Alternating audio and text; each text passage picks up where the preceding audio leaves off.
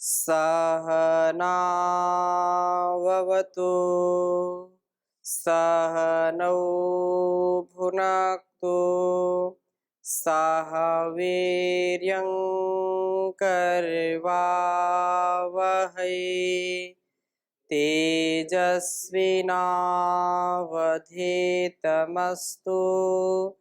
मा विद्विषावहै।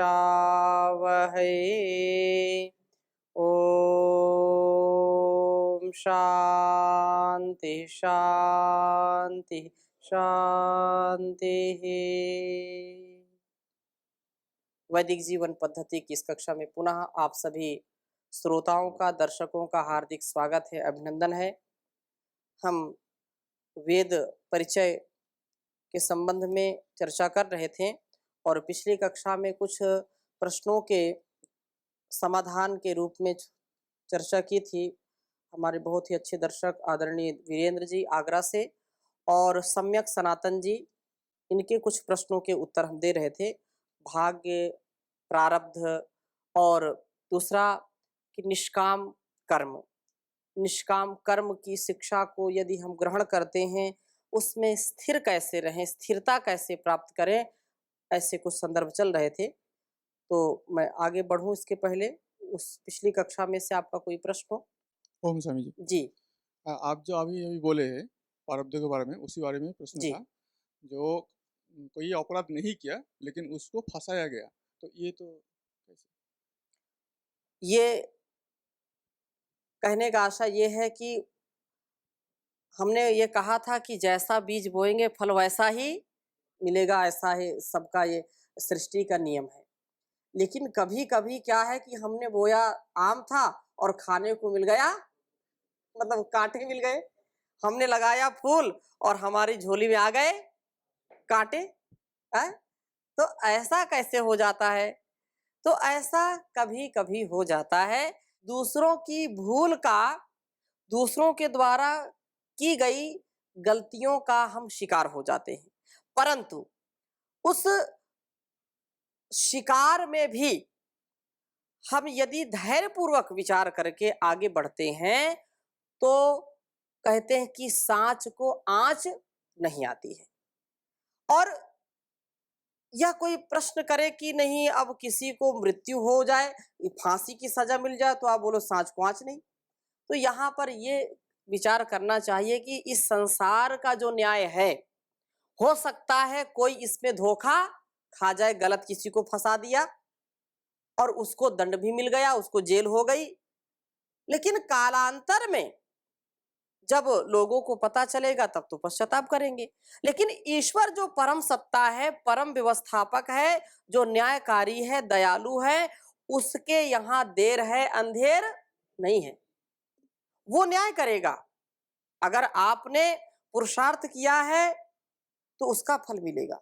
यदि आपने कोई गलती नहीं की और लोगों ने फंसा दिया है तो उनको दंड मिलेगा और आपको बाद में जो अभी तिरस्कार मिल रहा है वो परमात्मा की ओर से उपहार आपको मिलेगा। उसकी न्याय व्यवस्था पर हमको बहुत विचार पूर्वक, श्रद्धा पूर्वक मानना चाहिए। और जब तक दम में दम है तब तक पुरुषार्थ में कोई कम या जो है उसमें कोई कमी नहीं छोड़नी चाहिए। ठीक है? तो ऐसा यदि हम विश्वास करते हैं तो एक न एक दिन सत्य की ही जीत होती है। सत्यमेव जयते नानृतम, सत्य की ही विजय होती है, असत्य की नहीं। लेकिन अब घर में बैठे बैठे हम चिल्लाते रहे सत्यमेव जयते सत्यमेव जयते सत्यमेव जयते नानृतम नानृतम, सत्य की ही जय होती है, असत्य की नहीं होती, और पुरुषार्थ कुछ कर नहीं रहे तो पराजय हो जाएगी। आज सत्य को स्थापित करने के लिए हमको सबूत ढूंढने पड़ते हैं, सबूत, साक्ष्य प्रस्तुत करने पड़ते हैं कि सही है कि नहीं, और जो गलत है वो बिंदास है, उसको कोई सबूत इकट्ठा करने की जरूरत नहीं है। तो ये देश काल परिस्थितियों को ध्यान में रखते हुए पुरुषार्थ हमको करना पड़ेगा, और पुरुषार्थ हम करेंगे तो प्रारब्ध हमारा अच्छा होगा। ओम स्वामी जी। जी प्रणाम। आप जैसे बताए कर्म फल की व्यवस्था, और भाई पूछ रहे थे कुछ दोष नहीं किया फंस गया। जी हमें ये जो अपने जीवन चक्र चल रहे अनंत जन्म की कर्म का फल भी भोगना निश्चित रूप पड़ता से, है। निश्चित। तो ये पिछला जन्म के हो सकते हैं, इसी जन्म के हो सकते हैं। इसका प्रमाण इसी क्षेत्र में तो हमको ये पता है कि हमें दोष नहीं किया और हम पकड़ लिए, तो ये पीछे का दोष हो सकता क्या? पीछे का दोष हो सकता है, और इस जन्म में भी हम जाने अनजाने कभी भूलवश बेहोशी में कर बैठते हैं, उसका भी परिणाम भोगना पड़ता है। अथवा मैंने जैसे उत्तर दिया कि दूसरों के हम कभी कभी षड्यंत्र के शिकार बन जाते हैं, तो उसका भी परिणाम हमको भोगना पड़ता है। लेकिन ईश्वर की ये व्यवस्था है कि जो आपके साथ षड्यंत्र करेगा, जो आपके पुरुषार्थ को मिट्टी में मिलाने का काम करेगा, तो वो भी बच नहीं सकते, वो भी मिट्टी में मिलेंगे और आप फूल जैसे खिलेंगे। जैसे सभी का कर्म का फल तो अपने आप को मिलेगा, जी। दूसरा का कर्म का फल तो दूसरे को नहीं मिलता है। मिलता है। मिलता है जी। कैसे? क्षणिक मिले चाहे, क्षणिक इसलिए मैं उदाहरण देता हूं, जैसे भोजन पाकशाला में तैयार करवाया आपने जी और नमक जो भी उसमें दाल सब्जी बनाई उसमें डाल दिया, और किसी ने जाना नहीं और वो जा करके दोबारा डाल दिया, किया एक ने, मिर्च या नमक एक ने डाला और भोग सब रहे हैं, सबको पता चलेगा। तो कर्म तो एक ने किया, लेकिन जी। उसका कर्म का प्रभाव सबके ऊपर आ गया। कई ऐसे राजनेता धूर्त जिन्होंने ऐसी संधियां कर ली, दूसरों से नाम लेना मैं उचित नहीं समझूंगा भी, क्योंकि ये आध्यात्मिक कक्षा है। ऐसी राजनीतिक संधियां की बिना मतलब की, जिसका परिणाम आज भी हम भोग रहे हैं और दुख भोग रहे हैं। किया एक ने कर्म और भोग हम सब रहे हैं। तो जी इसका होता है कभी कभी। और जो एक्सीडेंट की बात कर रहे हैं कि जैसे एक ही वाहन में कई लोग सवार हैं, ऐसा है ना, जी स्वामी जी। और उस वाहन का दुर्भाग्यवश एक्सीडेंट हो गया, तो कई ऐसे हैं कि जिनको खरांस तक नहीं आती, बिल्कुल सेफ बच जाते हैं, और कई बिल्कुल बच ही नहीं पाते, तुरंत ही वो काल के गाल में समा जाते हैं। तो ये भी प्रारब्ध का ही एक परिणाम है। और जो बिल्कुल सही सही इस जीवन में अच्छा किया है, हमको तो लगता है बहुत अच्छा किया हमने, जैसा आप प्रश्न पूछ रहे हैं, तो ईश्वर की व्यवस्था में कभी कोई ऐसा नहीं होता है। जन्म जन्मांतरों के परिणाम हमको मिलते हैं, क्योंकि हम भारतीय, हम सनातन धर्मी, हम वैदिक परंपरा को मानने वाले ये मानते हैं कि पूर्व जन्म जन्मांतरों का परिणाम हमारे साथ है, उसका फल हमारे साथ है, और उसका भाग्य दुर्भाग्य दोनों हमारे साथ जुड़े हुए हैं। ठीक है ना? इसमें कभी भी हताशा और निराशा नहीं आनी चाहिए। जिस पर तुम्हारा अधिकार है वो कर्म करो, कर्म करोगे, पुरुषार्थ करोगे, तो उसका परिणाम मिलेगा। जी। स्वामी जी ओम, मेरा ये प्रश्न है कि जैसे अच्छे कर्मों के द्वारा प्रारब्ध को बदला जा सकता है? जी, बिल्कुल सत्य है। बुरे कर्म किए थे तो वो जो है दुर्भाग्य बन के आया, अच्छे काम करेंगे तो सौभाग्य बन के इसी आएगा। जन्म में वो प्रारब्ध बदल सकता है? हाँ, इसी जन्म में वो प्रारब्ध को बदल सकता है? इसी जन्म में बदल सकता है, इसी जन्म में। ठीक है। सम्यक जी का प्रश्न था कि हम कैसे इस निष्काम के पथ पर स्थिर रहें, स्थिरता कैसे आएगी? तो स्थिरता ऐसे ही आएगी कि ज्ञानपूर्वक कर्म को करें और बाहर के आकर्षण से बच करके रहें। अब बाहर का आकर्षण हमको खींचता है, हमको खींचना नहीं है यशवंत जी, हमको इस आकर्षण से खींचना नहीं है। संसार का भोग हमको खींचेगा, लेकिन खींचना नहीं, अपने को खींचने नहीं देना। ये चुंबक है, चुंबक आकर्षण का जो सिद्धांत है वो अपने को खींचेगा, लेकिन ऐसे आकर्षण आप बनिए कि लोग खींचे चले आए आपके पास। आप स्वयं किसी के प्रति खींचे मत जाओ, इतना सामर्थ्य पैदा करो कि लोग स्वयं ही खींचे चले आए। स्वयं गुरुत्व को पैदा करो। गुरुत्वाकर्षण यही तो है ना, जो भारी होगा वो दूसरों को खींचेगा। खींचेगा कि नहीं? जैसे पृथ्वी से बड़ा क्या है? सूर्य है। तो ये सूर्य के इर्द गिर्द ऐसे कितने ग्रह नक्षत्र जो जो सूर्य जिनको संभाल के रखा है, अपनी ओर आकर्षित करके रखा है। पृथ्वी से जो छोटे ग्रह नक्षत्र है वो पृथ्वी खींच करके रखी है। तो जितना बड़ा उसका ओरा होगा, आभा मंडल होगा, जितना उच्च जो है कृतित्व व्यक्तित्व होगा, उतने लोग आपकी ओर खींचे चले आएंगे। ऐसे तुच्छ मत बनिए, तुच्छता अच्छी नहीं है। श्रेष्ठ ज्येष्ठ जीवन जिए जिससे लोगों का आकर्षण आपके प्रति हो, लोग आपकी ओर खींचे चले आए, ना कि आप दूसरों की ओर खींचे चले जाएं। जमाना आपके पीछे चले ऐसा काम करिए, ना कि आप जमाने के पीछे चलिए। ये हमको वेद सिखाता है, ये हमको वेद सिखाता, मनुर्भव मनुष्य बनो और तुम्हारे अंदर अपार सामर्थ्य है।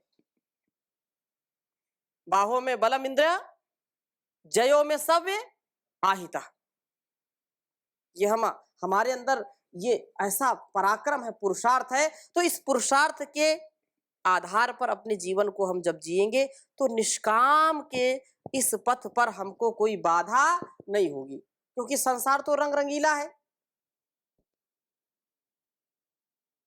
ये दुनिया रंग रंगीली है, ये दुनिया रंग रंगीली है, अंदर इसके कूड़ा करकट, बाहर से चमकीली है। ये दुनिया रंग रंगीली है, ये दुनिया रंग रंगीली है। यहाँ समझदारी से हर कर्तव्य निभाना पड़ता है, बड़े गौर से देखभाल के पांव टिकाना पड़ता है। यह ऐसा जंगल है जिसकी हर झाड़ी कटीली है, यह ऐसा जंगल है जिसकी हर झाड़ी कटीली है। यह दुनिया रंग रंगीली है, यह दुनिया रंग रंगीली है। मिले यहीं सतपुरुष यहीं पर बुरे लोग भी मिलते हैं, जिस टहनी पर कांटे उगते वहीं फूल भी खिलते हैं। बहुत सुंदर बात कही है। संसार में सब प्रकार के लोग मिलेंगे। मिले यहीं सतपुरुष यहीं पर बुरे लोग भी मिलते हैं, जिस टहनी पर कांटे उगते वहीं फूल भी खिलते हैं।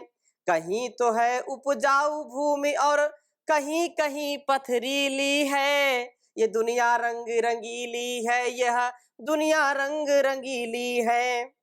कभी गगन पर गहरे दुख की घोर घटाएं छाती हैं, कभी चंद्र सूरज की किरणें नवजीवन बरसाती हैं।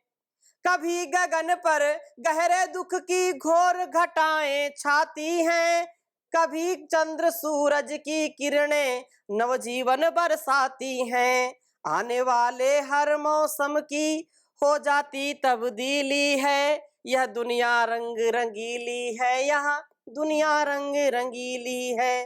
अंदर इसके कूड़ा करकट, बाहर से चमकीली है, यह दुनिया रंग रंगीली है, यह दुनिया रंग रंगीली है। तो इस रंग रंगीली दुनिया से, छैल छबीली दुनिया से अपने को बच करके रहना है और उसके लिए वेद की शरण में आना है। यह जो वैराग्य का भाव है, विवेक का भाव है, इसी भाव से यदि हम आगे जीवन को जीते रहेंगे तो कभी भी हमारा दुर्भाग्य नहीं आएगा। हम सदा सौभाग्य से ओतप्रोत रहेंगे। तो निष्काम के पथ पर ऐसे हमको स्थिर रहना है और बिल्कुल डिगना नहीं। जमे रहो जहां जम गए, जमे के लाखों मोल, उखड़े की कौड़ी नहीं मत हो डावाडोल। इस संसार में स्थिरता जिसके अंदर है वही विजेता है। स्थिरता नहीं है वो परास्त होगा। स्थिरता नहीं है मन में, वो निश्चित रूप से इंद्रियों का गुलाम बनेगा। क्योंकि संसार में यदि अनासक्त भाव से काम करना है, निष्काम भाव से काम करना है, तो हमको इंद्रियों की बारीकी को समझना पड़ेगा। ये इंद्रियां हमारी शत्रु भी हैं, हमारी मित्र भी हैं। क्योंकि कहा, आचार्य शंकर से किसी ने प्रश्न पूछा कि संसार में सबसे बड़ा शत्रु कौन हमारा? हमारी इंद्रियां। उत्तर मिला। हमारी मित्र कौन है? हमारी इंद्रियां हैं। के शत्रुहा संति निज इंद्रियाणी। बहुत अच्छी बात, आप लिख लीजिए इसको, मैं पहले भी इसकी चर्चा किया हूं, पुनरअपि। कहा कि संसार में सबसे बड़ी शत्रु कौन है? तो कहा, प्रश्न किया के शत्रवः सन्ति, के शत्रवः सन्ति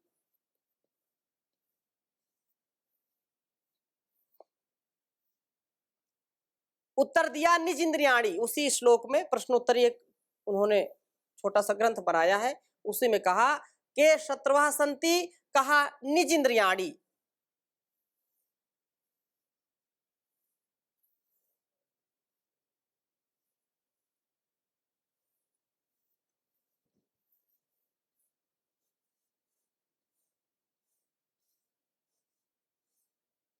के शत्रुः सन्ति, कौन शत्रु हैं? तो कहा हमारी इंद्रियां, निज इंद्रियाणी, हमारी अपनी ही इंद्रियां हमारी क्या है? शत्रु है, सबसे बड़ी शत्रु है। बाहर के शत्रु से तो कदाचित हम बच जाएं, क्योंकि हम देख रहे हैं कि ये हमारे ऊपर वार करने वाला है, और कभी कभी वो माफ भी कर देता है, कभी कभी उसका निशाना चूक जाता है। लेकिन अंदर जो हमारी इंद्रियां हैं, हमारी जो हमेशा अंग संग हैं, इनके जो घेरे में आ जाता है, कोई माई का लाल बचा नहीं पाता है, कोई भी बचा नहीं सकता है। और इसलिए कहा के शत्रुः सन्ति, जीभ एक इंद्री है, ये धोखा दे गई तो मामला गड़बड़।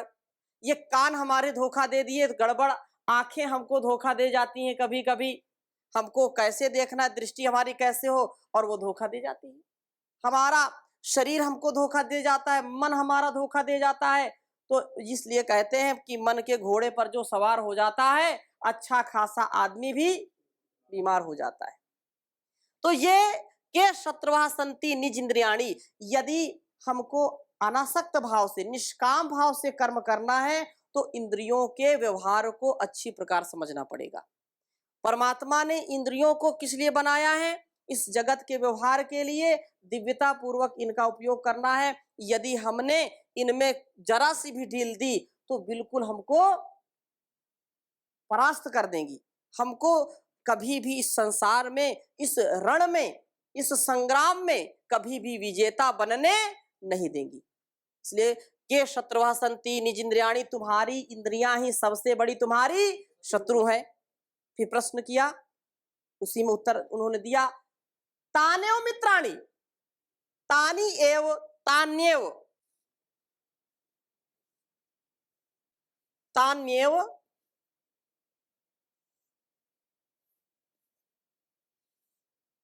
मित्राणि,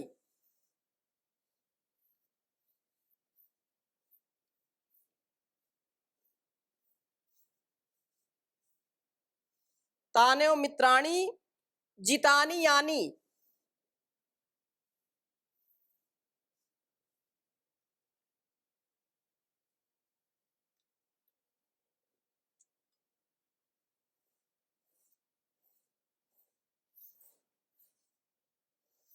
तान्यव मित्राणि जितानि यानी, इसको हमेशा याद रखना, आप भूलना नहीं। कहा तान्यव मित्राणि, और वही तानी, तानी कानी, तानी इंद्रियाणी, वही इंद्रियां ही तुम्हारी क्या है? मित्राणी, वो तुम्हारी सबसे बड़ी मित्र हैं। किसकी मित्र हो जाएंगी? जितानी यानी, जितानी यानी ये जिसके द्वारा जीत ली जाती हैं। जो इंद्रिय जित हो जाता है, इंद्रियां जिसके वश में हो जाती हैं, वही व्यक्ति की यह इंद्रियां सबसे बड़ी उसकी मित्र बन जाती हैं। तो ये बहुत बड़ा एक रहस्य है। यदि हम अनासक्त जीवन को जीना चाहते हैं तो यह कार्य हमको करना ही पड़ेगा, और कोई दूसरा रास्ता नहीं, कोई दूसरा पथ नहीं है। नान्य पंथा विद्यते अनाय, ऐसा यदि हम बन पाते हैं तो निश्चित रूप से इस संसार के जो व्यवहार हैं उनको हम जी पाएंगे और अच्छी प्रकार से जीवन को चला पाएंगे। अगर नहीं कर सकते हैं तो ठीक है, जीवन कटेगा, जीवन दिव्यता से जिया नहीं जाएगा। अपने जीवन को यदि अच्छा जीना है तो वेदोक्त कर्म करना है। कवि प्रकाश जी बहुत अच्छा जो है उन्होंने कहा, विश्व वेदना के घूंट पिए जा रहा हूं मैं, फिर भी तुम्ही को याद किए जा रहा हूं मैं। यदि ईश्वर का चिंतन करेंगे तो हमको सामर्थ्य मिलेगा। इस संसार का विष पी करके भगवान जो है क्या बन गए? नीलकंठ बन गए। नीलकंठ बन गए। विष क्या है? अरे विष वो तो ठीक है, एक ये समुद्र मंथन है ना, सारा संसार क्या है? भव है। क्या है ये? भव है, भवसागर बोलते हैं ना इसको। और यहाँ लोग मंथन करते हैं, विचारों में इतना रगड़ा चलता है, इतना झगड़ा चलता है, और इसको जो हजम कर जाए तो वही तो नीलकंठ है, वही नीलकंठ है। कहाँ? उसको गले में धारण करना, ना ऊपर लाना ना नीचे ले जाना। कहने का आशय यह है कि इस संसार के व्यवहार में वेद हमको सिखाता है कि जीवन को कैसे जीना है, जीने की कला हमको कोई सिखाता है तो वेद सिखाता है। इसलिए इस जीवन को ऐसे जीना है। जी हमारे महापुरुषों का जीवन आप देखिए, सांप को भी गले से लगा लिया, एक तो विष तो पी रखा है और गले में सांप भी लगा रखा है। चित्र देखते हैं ना। अर्थात ऐसे लोगों को भी गले से कभी कभी लगाना पड़ता है जो खतरा है, जो बुरे लोग हैं उनको भी गले से लगाना पड़ता है संसार में समरसता लाने के लिए। लेकिन उसके लिए क्या आवश्यक है? अनासक्त भाव, आसक्ति नहीं होनी चाहिए। इसलिए उनके जो है मस्तक पर क्या रहता है? चंद्रमा। क्या रहता है? चंद्रमा शीतलता का प्रतीक है ना। शीतल, दिलो दिमाग को बिल्कुल ठंडा रखो, ठंडा ठंडा, कूल कूल, अनुकूल रखो। प्रतिकूल अवस्थाओं में भी यदि तुम्हारा मन बिल्कुल मन मस्तिष्क ठंडा है तो वो कितना बड़ा आकर्षण आ जाए, कितना बड़ा जो है आलंबन आ जाए, आप विचलित नहीं होंगे, आप घबराएंगे नहीं। इसलिए यह बात कही है कि संसार का व्यवहार हमको इस वेद के माध्यम से सीखने को मिल रहा है, तो हमको सीखना चाहिए। ओम स्वामी जी, वो आपने कहा था कि जो हमारा स्वभाव है, अगर किसी आकर्षण के आने पे या फिर किसी प्रतिकूल परिस्थिति में अगर हम उसे बदल लेते हैं तो वो हमारी मृत्यु कहलाती है। तो मेरा प्रश्न यह है कि आप एक साधु हैं, आपका धर्म है अहिंसा, लेकिन किसी कारणवश आप पर कोई प्रहार करे और आप हिंसा मतलब आप हिंसा में मतलब उस पर प्रहार करें, क्योंकि आपने तो अपना धर्म छोड़ दिया तुरंत। जब आपके प्रतिकूल परिस्थिति हुई, आपने धर्म छोड़ के उसे मतलब उस पर प्रहार किया, तो उस समय आप मतलब जो आपके अनुसार जो आपने अपना सिद्धांत बताया तो आपकी मृत्यु हुई। प्रज्ञा अपराध में ऐसा वर्णन नहीं है कि सांप सामने से आ जाए और आपको डस के चला जाए। अर्थात कहने का आशय ये है कि प्रत्येक प्राणी का यह अधिकार है, यह उसका कर्तव्य है कि अपने प्राणों की रक्षा वो करे और उसके लिए पूरा पुरुषार्थ करे। कोई व्यक्ति आकर के मेरे सामने और मेरे सिर पर लठ मारने लगे और मैं बोलूं कि नहीं, मुझको हाथ उठाना जो है शोभा नहीं देता, अरे उसके ऊपर हाथ ना उठाऊं तो कम से कम इतना हाथ उठा लूं कि उसकी लाठी मेरे सिर पर ना पड़े। तो अपने जीवन की रक्षा के लिए ये कर्तव्य हमारा है, और यदि हम ऐसा नहीं करते तो ये फिर हमारा ये मतलब विवेक पूर्वक, ज्ञान पूर्वक स्वभाव नहीं होगा। हाँ, वो बैठा है और उसके ऊपर मैं लाठी चलाऊं, वो हिंसा का है, वो मेरे स्वभाव से अलग है। व्यक्ति हो चाहे कोई जीव जंतु हो, कोई एंट से लेकर के एलिफेंट तक, वो भी यदि देखेंगे कि सामने वाला प्रहार कर रहा है तो तुरंत वो अपनी रक्षा करेंगे। ठीक है, तो साधु हो या ब्रह्मचारी हो, तो साधु को जीने का अधिकार नहीं है क्या संसार में? बोलो, अधिकार है ना। तो साधु महर्षि दयानंद जी का जीवन चरित्र पढ़ना चाहिए, और अनेक ऐसे संदर्भ आते हैं उनके जीवन में कि लोगों ने बड़ा उनके साथ जो है अन्याय किया और उनको 17 बार जहर दिया गया, 17 बार जहर दिया गया, फिर भी वो अपनी रक्षा करते रहे।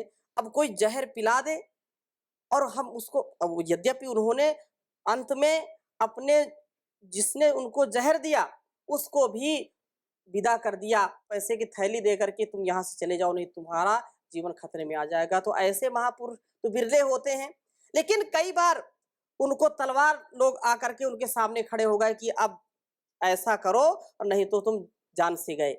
उनको मारने के लिए आए, लेकिन उन्होंने तलवार पकड़ी और तुरंत तोड़ दी। तो ये और कई बार ऐसे पहलवान आए कि इनको आज हम मार के जाएंगे, महर्षि दयानंद जी को। उनका इरादा देख लिया, बोले ये तो इरादा ठीक नहीं इनका। और दोनों पहलवान थे बड़े बड़े, स्वामी जी कम पहलवान थोड़े थे। उन्होंने दोनों को बगल में दबाया कांख में, और गंगा के किनारे थे और कूद गए दबा करके। और थोड़ी देर अंदर जल के रहे उस, ठीक है, थोड़ी देर जल के अंदर है और बिल्कुल वो छटपटाने लगे तो दंड तो एक प्रकाश दे दिया। फिर स्वामी जी तैर करके दूसरी पार चले गए और फिर वो मतलब बच गए, मरे नहीं। तो मतलब अपने जीवन की रक्षा करना तो सबका अधिकार है, इसमें कोई हिंसा नहीं है, इसमें कोई ऐसा नहीं कि ये प्रज्ञापराध है, इसको प्रज्ञापराध की श्रेणी में नहीं रखना चाहिए। ठीक है, तो आज की कक्षा को यही पर विराम देते हैं। दोनों प्रश्न के हमने उत्तर दे दिए हैं। अगली कक्षा में पुनः हम जिस प्रसंग को वेदों के परिचय में चर्चा चल रही थी उसको आगे चलाएंगे।